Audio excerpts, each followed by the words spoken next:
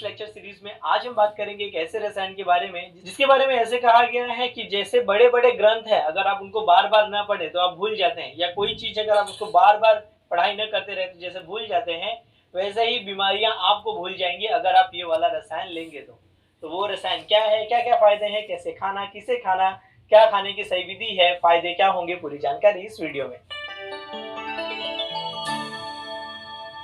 आज के रसायन का नाम है आम्लकी रसायन। जी हाँ, आम्लकी, जिसे हम आम बोलचाल की भाषा में आम्लकी कहते हैं, वो है इंडियन गूसबेरी जिसे कहा जाता है उसे।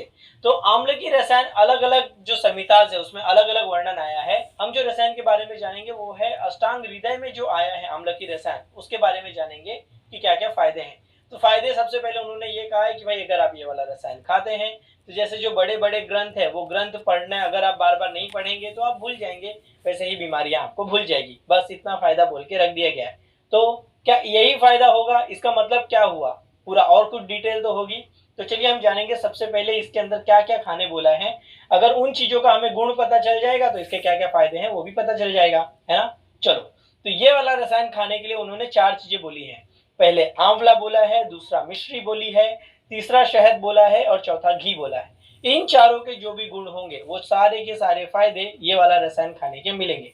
तो सबसे पहले आंवला क्या क्या फायदा करता है वो जान लेते हैं। चक्षुषम सर्वदोषग्नम वृषम आम्लकी फलम, ऐसे सुश्रुत संहिता में आया है। चक्षुषम वर्ड का मतलब होता है कि आंखों के लिए बहुत अच्छा है। सर्वदोषग्नम, ये 3 के तीनों दोष, वात पित्त कफ, तीनों पे बहुत अच्छा काम करता है। जी हाँ, आम्लकी उन रेयर मेडिसिन में से है जो कि वात पित्त कफ सब पे जाती है।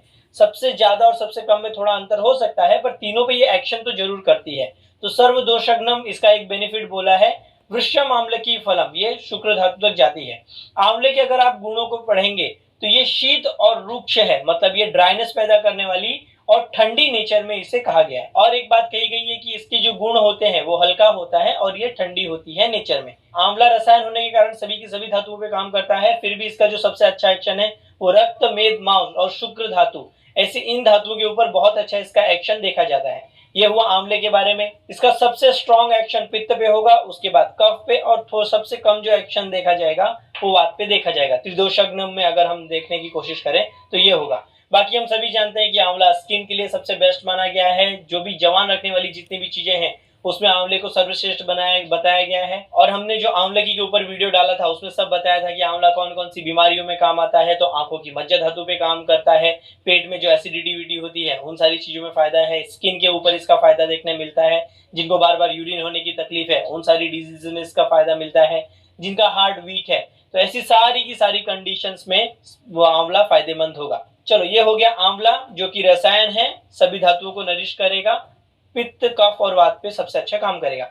दूसरी चीज इन्होंने बोली है मिश्री लेने के लिए। मिश्री का क्या गुणधर्म है, मिश्री या खड़ी साखर जिसे बोलते हैं, बड़ी शक्कर, खड़ी साखर, ये सारे नाम है। उसके बारे में अगर पढ़ेंगे अष्टांग हृदय सूत्र स्थान के 5वें अध्याय में, तो पहले ही शब्द वो कहते हैं वृषम, शुक्र धातु पे जाने वाली काम है। दुर्बल, जो कमजोर लोग हैं उनके लिए बहुत अच्छा काम करती है।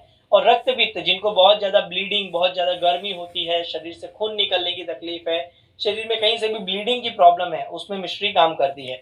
आंवले के फायदे हुए, मिश्री के फायदे हुए।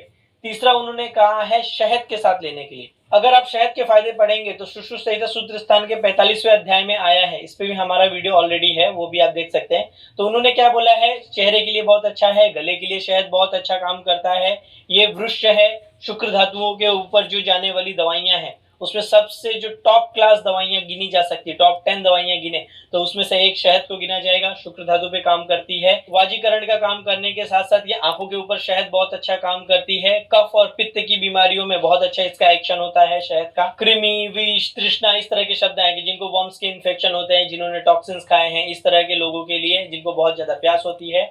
और बाद में सुश्रुत जी एक और शब्द कहते हैं त्रिदोषग्नम, शहद भी वात पित्त कफ सब पे काम करती है। और लास्ट का ऑप्शन बोला है घी। घी के बारे में हम सभी जानते हैं, वो भी वात पित्त को कम करने का काम करता है। तो वात पित्त को कम करने का काम